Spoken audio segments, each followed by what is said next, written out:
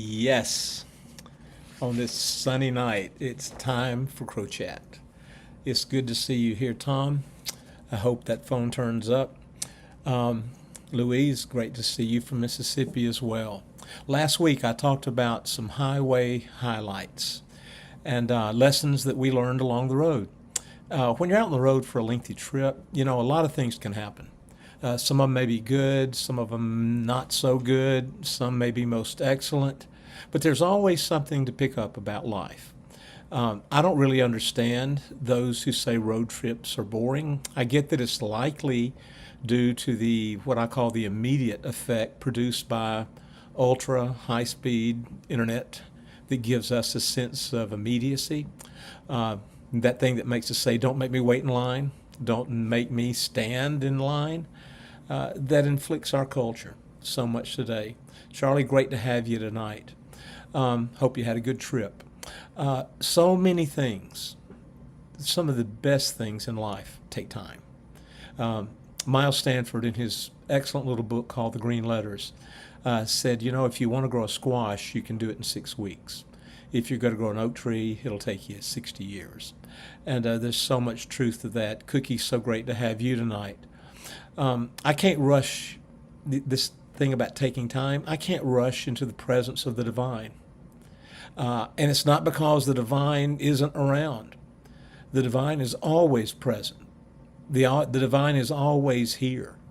The divine is always ready for me. But I'm not ready for the encounter. I have to slow down. I have to still my heart. I have to adjust my focus before I can say with integrity, "Be still, and you'll know that I'm God." Uh, have you ever thought about the people who had experiences with the divine who were often asleep? That's where Adam found his wife. He had been sleeping. Uh, Jacob, he saw a ladder, a stairway to heaven, long before Led Zeppelin did. Joseph saw the moon and the stars. He saw the sheaves of wheat and saw his future. Peter was sleeping when he had a dream about food. The prophets had dreams and visions that did not happen on the run. Um, being still opens us up to the divine. Now, back to road trips. I can appreciate the dulling experience that comes from what I call the interstate effect. It makes roads look the same unless you're in some pretty major territory. Uh, Much of America, the middle of America, it looks all the same from the interstate, it seems like. So I get that part. But unless I'm in a backed up traffic jam that turns highways into a parking lot, um, I'm enjoying the road.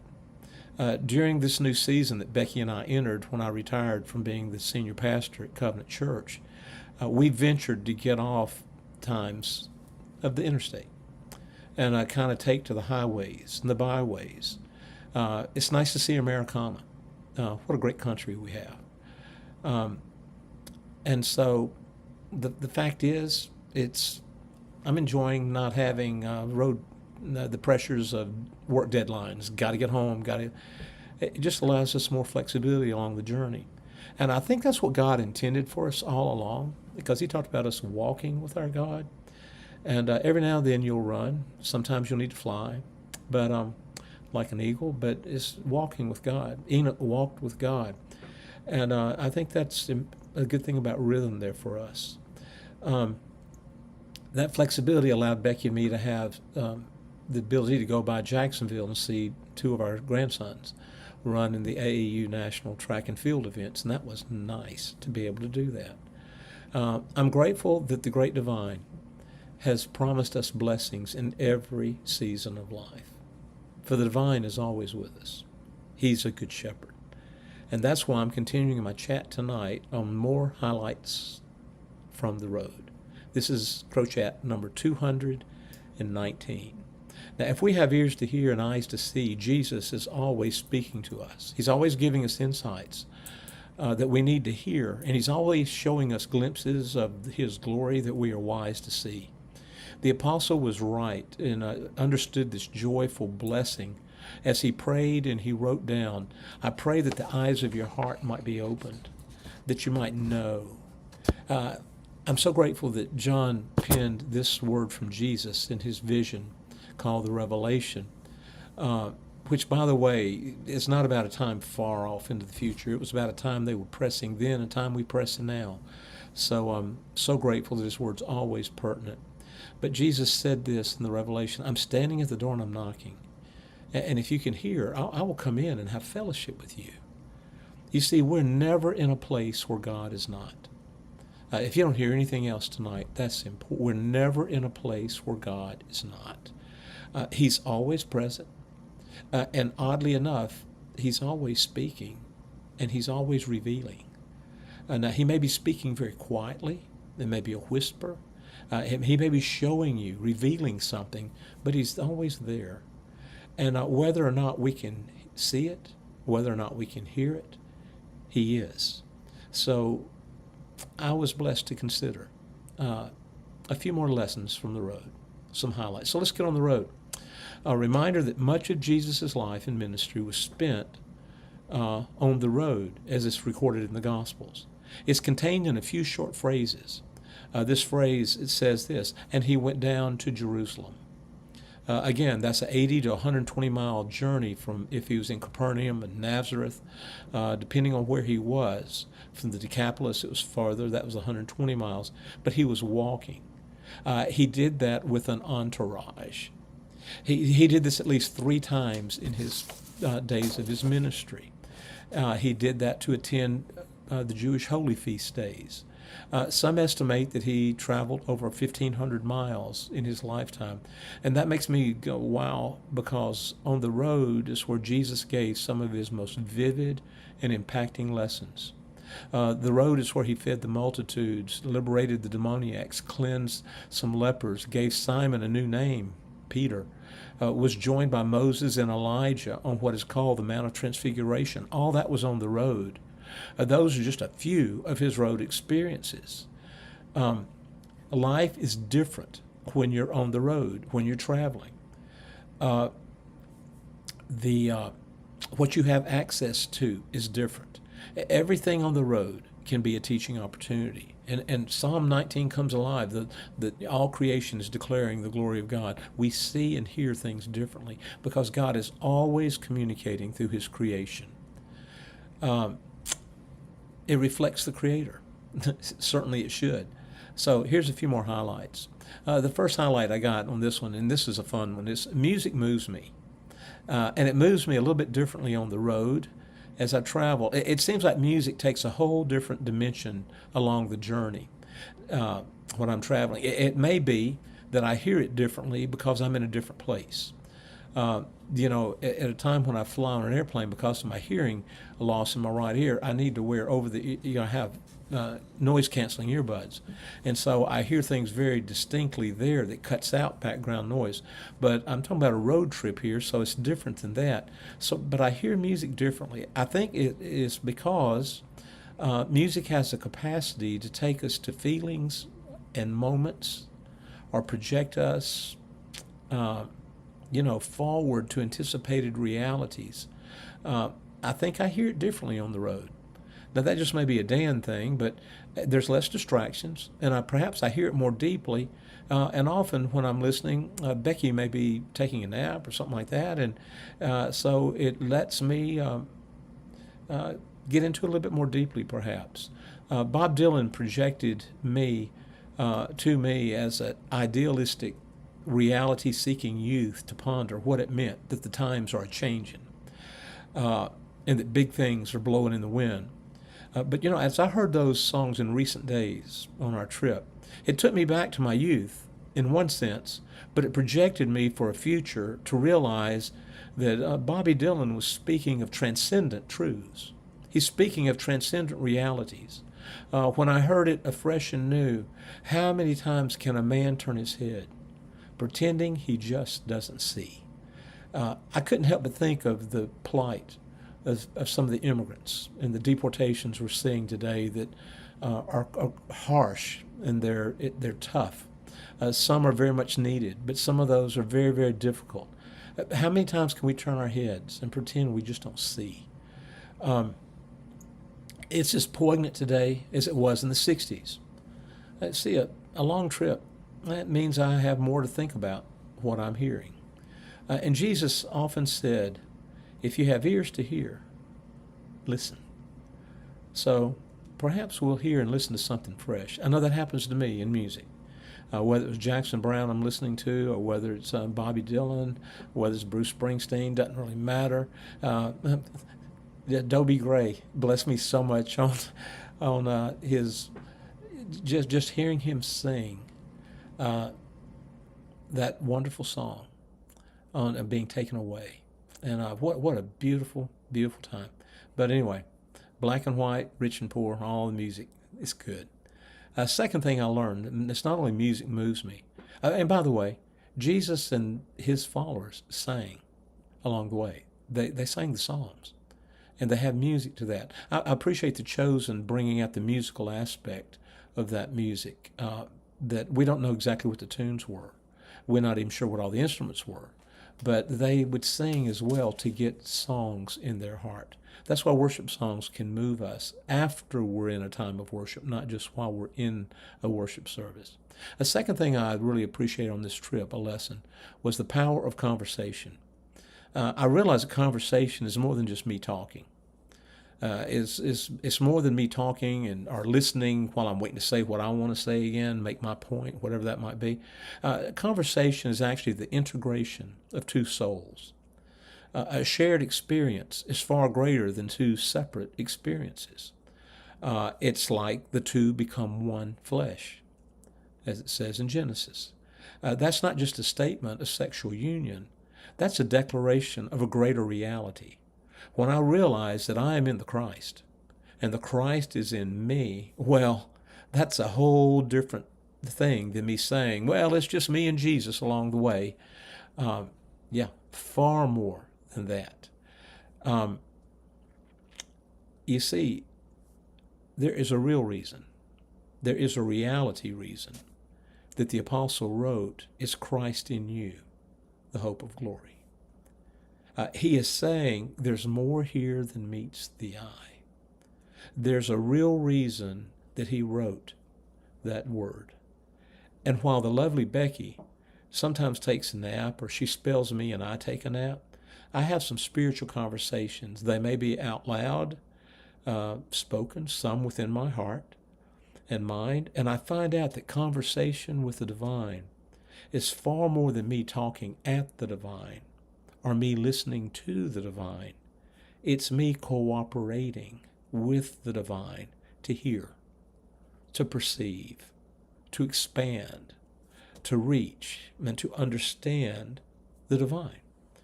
It's been wisely stated that the prayer that begins in heaven is the prayer that reaches heaven is the prayer that starts in heaven. It's as if the divine is initiating the conversation. He's bringing the burden to our hearts so that we will talk to him and with him about it, and we enter into it. It's Jesus, knocking on our door, and if we will hear and open that conversation, Jesus comes right on in. I mentioned I love the work of Bob Dylan.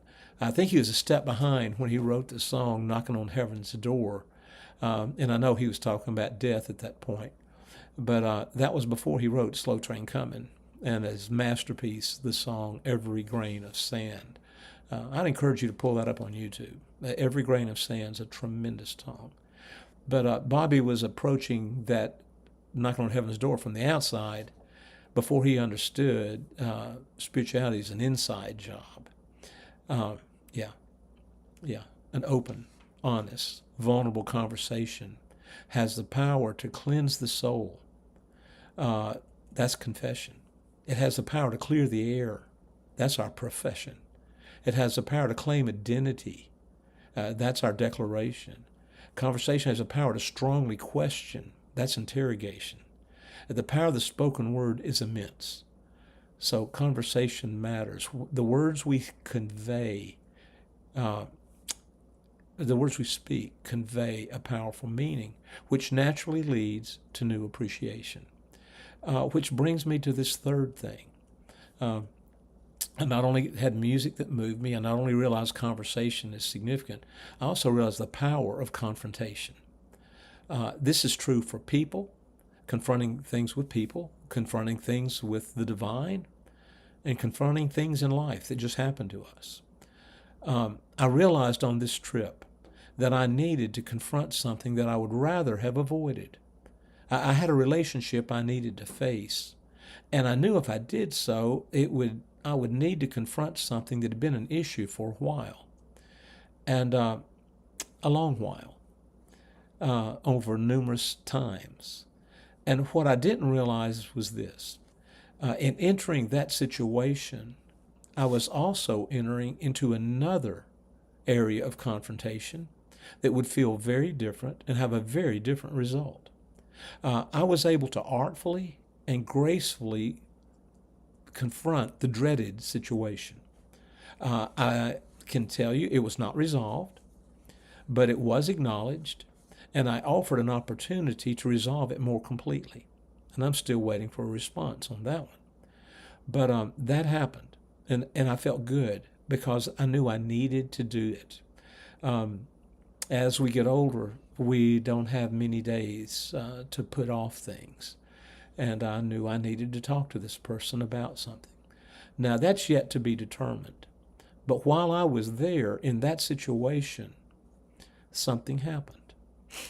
I was in the place to help another person who was empowered to express a major issue that she longed to address. That was a conversation for real that helped her make a confrontation that was for real as well. As I listened and offered a few words, this person confronted pent-up emotions, fears, pain, rejection, misunderstanding, on the way to finding out that the divine welcomes us when we confront the things that we mistakenly think keep us from God's blessing. I was able to recommend some good reading for this person. I was able to send them a couple of books that will help in their healing. It's our bad thinking that keeps us from God's promised help. Isn't that amazing? We're afraid to bring it up. We'll say things, dumb things, like, I don't want to bother God, as if you can bother God. I know he's got bigger things to think about. Sure he does. He is the divine. But you are the big thing to him. He made you. As he makes us, he says it is good. That's the word you need to remember. It's good to be you. It's good to be me. God made me to know him. God made me to be good. And it's good. You see, our bad thinking keeps us from God's good help. And the evil one loves to give us a fear of confronting our failures, confronting our fears. He tries to, don't confront your mess ups. He will condemn you. That's what happened to Adam and Eve in the garden. They were hiding from something, from someone. They were avoiding confrontation with the Creator God, who was the only one who could help them. Yeah. You see, that's what we do. We avoid confrontation when we try to hide our guilt, when I try to hide my shame, when I try to hide my fears and my problems, instead of confronting them head on with Jesus and say, Jesus, this is bothering me. I think that's kind of what he meant when he said, come to me if you're weak and heavy laden, I will give you rest. I can help you. You see, Jesus is not there to judge. He's there to help. He's there to save. John said this, quoting Jesus, for God did not send his Son to condemn the world.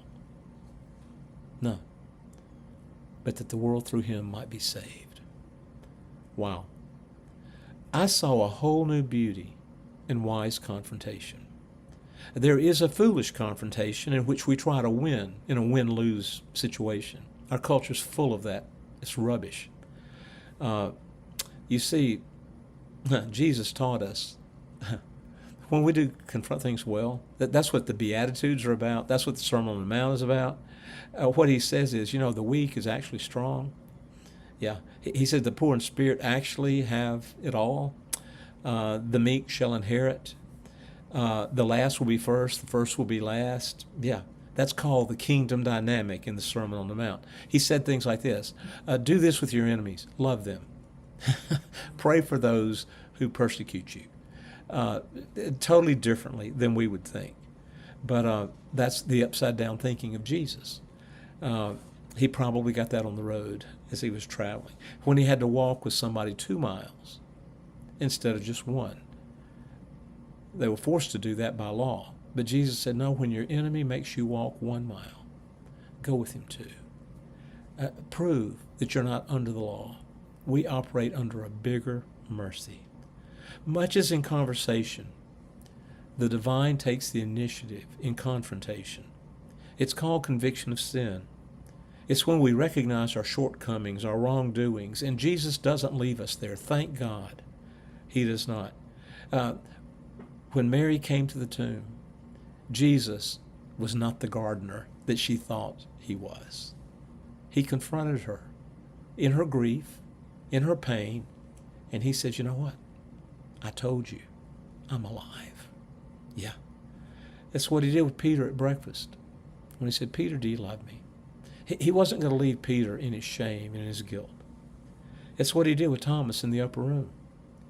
He said, Thomas, look, touch my hands. Put your hand in here. Touch my side. I know you need help. It's okay. It's what he did with the Emmaus Road travelers as they're walking home, thinking they'd wasted their life. They'd been following this new Messiah, and all of a sudden he dies. And they're walking home the day after, the Sabbath. They're walking home, and Jesus appears to them. He confronted them. It's what he did with all the way through. We see that confrontation's a way of God to bring us into good conversation, because words matter in conversation and in confrontation. One more tonight. I also learned something about how imagination works. I've said the power of conversation. I said the power of confrontation. I talked about the very fact of us seeing, how music moved me. That was very personal. But I learned something about how imagination works. I'm puzzled by how often I resort to this type of thinking. And here's what I'm talking about. I've always done it this way. We are not doing it in a different way. Yeah, it used to be said that the 7 last words of the church are, we never did it that way before. Because we like we like routine. It may just be me, but I build up a hesitation to break routine. And here's the thing. I like to think that I like change. I do like some things to change. It just doesn't, some things I want to hold on to too much. We humans tend to think in binary terms. Now, binary means either or thinking. It's either this or it's that. It's either right or wrong. It's either black or white. It's always this. There's not much nuance in it. Matter of fact, there's no nuance in it. We tend to think that. And it's not, and we don't realize that I can do the wrong thing, yes, or I can do, ready for this, the right thing, but I can do it the wrong way and get in a mess of trouble. Anybody ever think of the Pharisees, perhaps? They searched the Scriptures. That's the right thing. They would not come to Jesus as the obvious fulfillment of those Scriptures. That's called, they did the right thing the wrong way. And don't get too hard on them, though. We do it regularly. We do it when we say this, when we're confronted with a new idea from the Scriptures about God. Well, I've always believed this. As a young preacher, I heard people say, people I respected, people I admired, people that were noted Christian leaders, I'm a man of my convictions. I heard one of them even say that the depth of spirituality is known by how many convictions you're willing to die for. I didn't realize how stupid and foolish that sounds as a young man, because I appreciated the person who said it so much, too much. And when I heard him say it, I said, man, that's what I want to be. I want to have conviction. How many convictions will I die for? And I've got to tell you, it turns out there's one. I would die for the fact that I say Jesus is Lord. My convictions about the Bible, they'd go out the window. I could say, it's okay. I wouldn't die for that. I will die for the fact that I'd say, no, Jesus is my Lord. I will not deny him. That's the only conviction I know that I would say I hold to on that level. Now, I thought it sounded wonderful, but here's what I found out. Those people that I looked at, they love their convictions more than they love the Savior who is leading otherwise. I saw them treat people with great disrespect, and they were denying the very things Jesus told us to do, love one another as I have loved you, because they didn't agree with their, quote, convictions. It took me a long time to see that, but that's another chat for another day. Traveling helps me realize there's more than one way to get there. That's how imagination works, by the way. There's more than one way. It's not always just binary. I don't know why the screen's hanging up a little bit, but it just froze. But it opened up now. But traveling helps me realize there's more than one way to get there, even when I have it mapped out and I know my route. On the trip Becky and I were recently on, we had the final 40 miles we were going to be taking on I-20 going west toward Vicksburg to see my mom. While we were just about 10 miles from that point, Waze, the software I use on my phone, said, don't go that way, go on the Natchez Trace. Now, I fought with that because the Natchez Trace is slower, it meanders, it doesn't intersect I-20 the way I want it to. And I fought with it, and I finally decided to do it. And what I didn't realize, we avoided a huge accident on I-20. That's another lesson for later. But imagination is one of our greatest gifts that are given by Creator God. Our imagination is how the Holy Spirit quickens us to see with eyes of faith. Matter of fact, what Waze could see through technology, I couldn't see down the road that far. They could. And they were letting me know there's a problem, go another route. The Holy Spirit is so much like that in our thinking.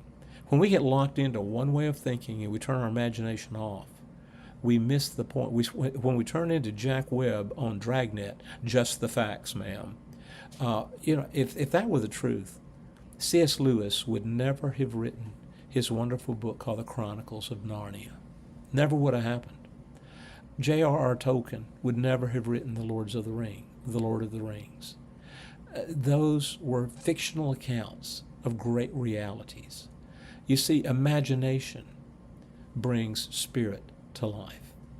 You see, the Holy Spirit quickens us to see with eyes of faith. That means imagination. Faith requires imagination because faith sees the invisible. It realizes that what is seen is more real than what is unseen is more real than what is seen. That's in 2 Corinthians 4. You can find that in chapter 5 as well. Without faith, it is impossible to please God, says the writer of Hebrews in chapter 11.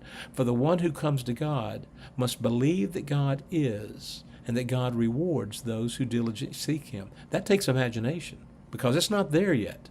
Faith is calling a thing so when it's not so in order for it to be so, because God says it is so. Now, those are a few more highlights from the road. And I hope they might help you just in thinking in this journey we call life.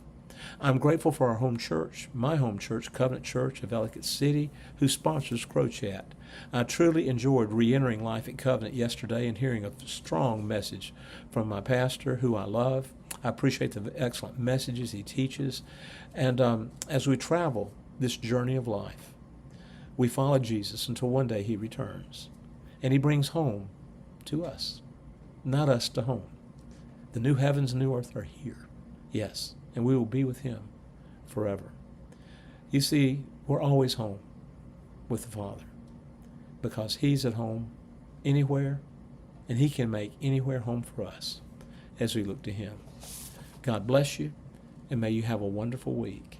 Until next week, this is Dan Crow for Crow Chat. God bless.